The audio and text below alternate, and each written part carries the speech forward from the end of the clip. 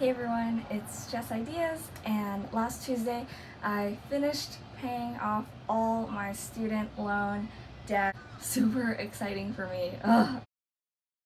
One of my biggest achievements for 2020, so I wanted to share and maybe give some tips as well as talk about some stats about the US student loan debt situation. So I think this video will be useful for not only those that are current borrowers and paying back their loans, but also those that are anticipating their upcoming graduation, those that are in the process of college, as well as those that are in the process of choosing their colleges. Will definitely change what your post-grad life looks like.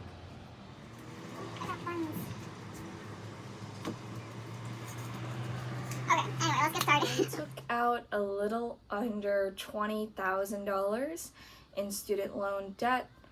There were a total of 5 loans, and these were all federal subsidized or unsubsidized loans. So these were all from the government.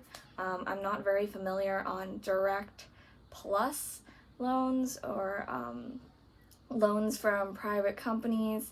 So I'm not sure so much on that end, but I took out all federal loans. If you're able to get away with just taking subsidized loans, that's obviously the best option. So I took out a little under $20,000. I graduated in December 2019, and so my grace period started end of December, and it was set to end this June on the 21st. I think that's when all the interest starts collecting. So even though things like subsidized loans have 0% interest during your grace period, it has a specific amount that will kick in once the grace period ends. I think for me, I had some that were 3.5%, others were 4%.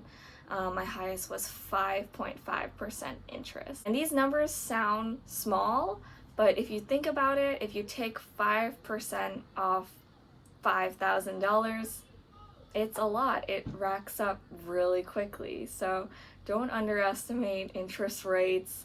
It is important. And so for me, I really wanted to maximize the use of my grace period. I understand not everybody is lucky enough to do that. And some are more lucky. Some have their parents help to pay off their loans for them. I was actually completely in charge of my own loans, and so what I did was, prior to graduating, before I was even done with college, so I calculated all these monthly expenses that I was anticipating, and then I figured out what the minimum salary I'd be willing to accept for a job offer would be. So I did all of this math before I graduated, and I figured out that I needed to get a job that paid me at least $40,000 a year. This helped me narrow down a lot of opportunities. I didn't even think about applying to jobs that had less than $40,000 as the base salary because I knew it wouldn't work out for me. I have this set goal of paying off this $20K by June, as well as paying all my rent. This is what I gotta do. So that was just my situation. I understand a lot of people took more out, a lot of people took less out, some people have help to pay it off, but that's just my situation. So now I've pulled up some statistics from studentloanhero.com. It's just on the general US situation. And I'm going to read some interesting ones to you guys. So currently there's over $1 trillion in total US student loan debt, around 45 million Americans with student loan debt. And this was really interesting because I actually considered being a teacher or a government employee, doing work overseas. I actually looked into some public service loan forgiveness programs because it sounds appealing. But if you look at the stats, in September of 2019, there were 1 million public service student loan borrowers, so 1 million, and 90,000 of this million submitted applications for forgiveness. Guess how many borrowers had their applications granted and accepted? $845. That's crazy. So that's good for you to know, especially if you're thinking of this as something you can depend on. Now you know it is probably not something you can depend on, because I guess this opportunity is not something everyone will get. And the average balance forgiven is $61,000, which is pretty good if you're one of the lucky ones. So 69% of graduating seniors with a 4-year degree have student loan debt. From public colleges, this number is around 66% of graduates, their average debt hovering around $25,000. And for private colleges, it's 75% of graduates. The average debt of these privates / nonprofit and for-profit colleges, so that's around 75 to 88% of graduates, their average debt hovers around $30,000 to $40,000 of debt. So just by these numbers, you know that I took out less than the average, so I'm on the smaller part of the bell curve, but it's still a sizable amount for a fresh out of college student to pay off by themselves. I personally think it's kind of ridiculous that college costs so much here when it's expected of almost everyone. Like, I think there's already a stigma against those that don't pursue graduate school. So, college has become like the new mandatory thing, like it's a social requirement almost. And I don't agree with that. I don't think it's useful for every single person to go to college. College is definitely not for everyone, but it should be more accessible for those that want to go. It should not be this expensive. And it's proven by other countries that it doesn't have to be that expensive.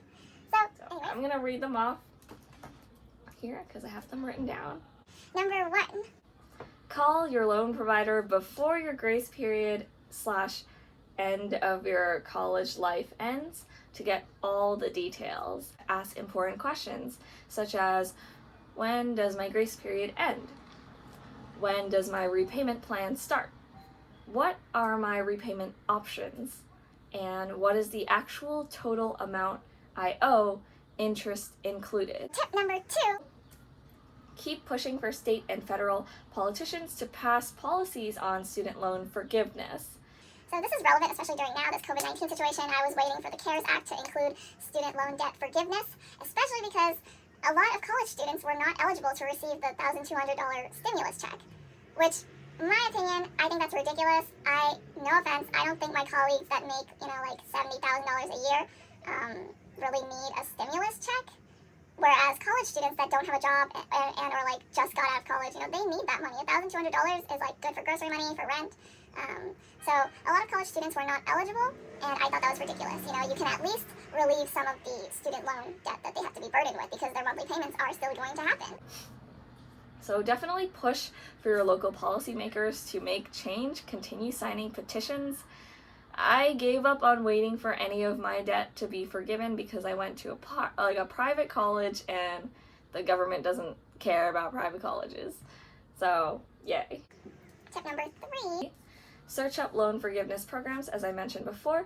This can be a good option, especially since job search is hard right now, and many government positions do offer this. Although now you know the chances of getting accepted are slim, but doesn't hurt to try. Tip number 4.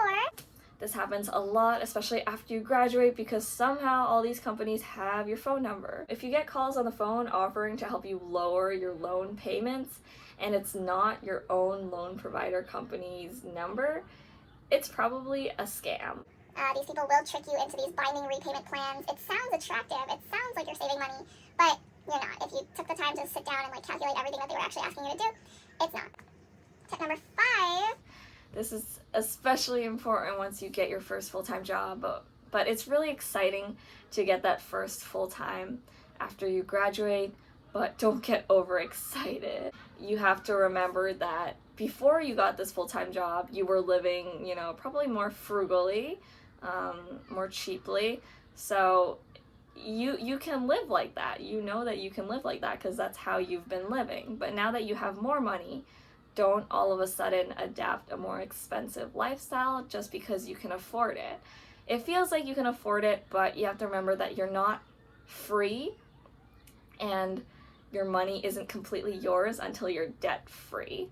So that's a philosophy I have. If I have $1,000 in debt and I have $2,000 in my bank account, I don't think of myself having $2,000. I think of myself as having $1,000, because until I remove the debt, that money isn't really mine. So, you know, it's really exciting to have money, but just remember, you know, sustain your cheaper lifestyle if you can for a while so that you can save and liberate yourself from the system. Number 6. Loan payments can take up to 3 to 4 days to process, so don't wait until the last minute to put payments in, especially if you have a deadline coming up. If your grace period is ending on Friday, do not wait until that Friday to pay off your last payment. So this was a lesson I had to learn because I once put in a payment on a Friday and it didn't get processed till Monday. But because that was my unsubsidized loan, it collected interest from the time that I scheduled the payment versus the time the payment actually hit the loan company. So they charged me interest and I had to send another payment for 13 cents because of the waiting and processing time. So just be aware of those things. It does happen. It's super annoying. Tip 7. Do not assume you're done until your statement says paid in full and you've called your loan provider company and they have confirmed that you are 100% debt free. You want to make sure that you actually paid off every single thing. It will say PIF next to each single loan group that you took out, so check for that, but also call up and be like, hey, is it true, I paid everything, can I never open this loan account ever again? Make sure. Tip number 8. This one is a little more intuitive. If you do anything online, download receipts of every payment you make and monitor your bank account activities. This one should be a huge duh, but when you're dealing with thousands of dollars, you don't want to take any chances. If a $30 payment is mysteriously missing from your bank account, that's whatever, but if that amount is $5,000, you would be concerned. Print screen, save as PDF, do those things. Last tip. Always select do not advance due date. Some loan service companies, every time you make a payment, it actually auto advances your due date a month earlier. Now, why the heck would anybody want that? Obviously, the loan service providers would be happy to do that, especially automatically, because if you owe more after a certain deadline has passed, good for them, you owe them more in interest. So always check off do not advance due date. I'm proud of myself. I managed to be free from my debt in 6 months. It really kind of sucks because I saved so much. I really didn't spend on anything, and with the COVID-19 shutdown, I've been inside. I haven't been really spending any money. It's been easier to save, but it's also it feels bad because I saved so much money and then it's not actually my money. I don't get to use it, and then just in one fell swoop, it's all gone, and my loan company took it so that I could pay off my debt. So definitely things to think about. If you cannot really afford the college you're picking and they're not being lenient with the financial aid package, that is something to consider, do you want to be stuck with a year, 5 years, 10 years, 20 years, 30 years of student loan repayments? Is that something you're willing to commit to? Is that college really worth going through that struggle? Can you get this experience at a college that's cheaper, more affordable for your situation? So things I really wish I could have thought about more because it's I just gave away $20,000 of my own money and I have to start saving from scratch. But I'm glad I'm free. I would rather this than still paying 20 years down the line. So those were my tips. Hope you guys enjoyed them. Let me know if there are questions, and there are more videos coming soon. So thanks everyone for watching, and happy Father's Day. Hope you guys enjoy your weekend.